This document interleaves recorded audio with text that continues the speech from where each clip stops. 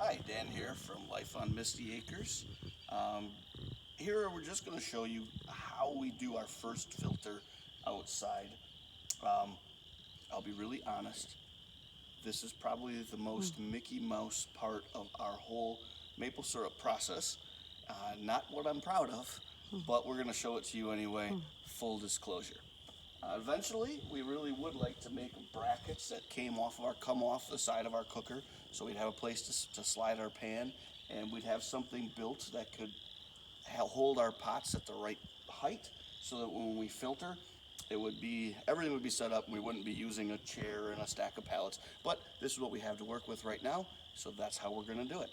And my wife wanted me to show you just what we use when we set up our filter. So I have a clean flannel filter. It's not an Orlon filter. An Orlon filter is kind of the next step. We don't use one right now. We're not selling commercially or anything like that. It's probably something that we will start using as we get better in the process. I have the base for a chinois, or however you say that. I never. We got this in a box, I believe, from an auction one time, and it was there, and the metal insert was missing, and the wooden pestle was gone, but we hung on to it, and we've actually found it works really well if we're doing large batches of jelly for hanging cheesecloth on it, or in this case, it works really well to put our flannel filter on for filtering our sap for the first time.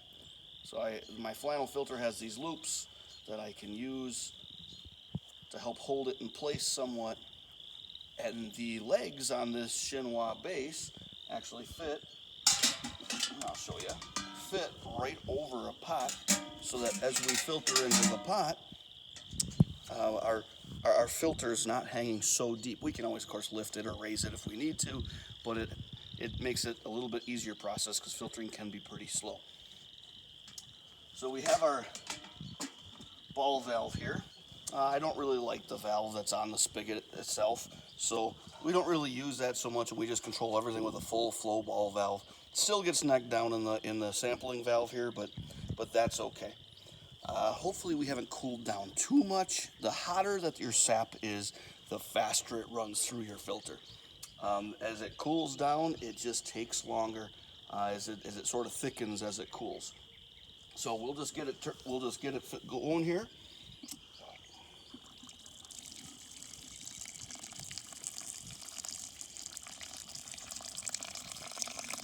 And that's the stuff right there.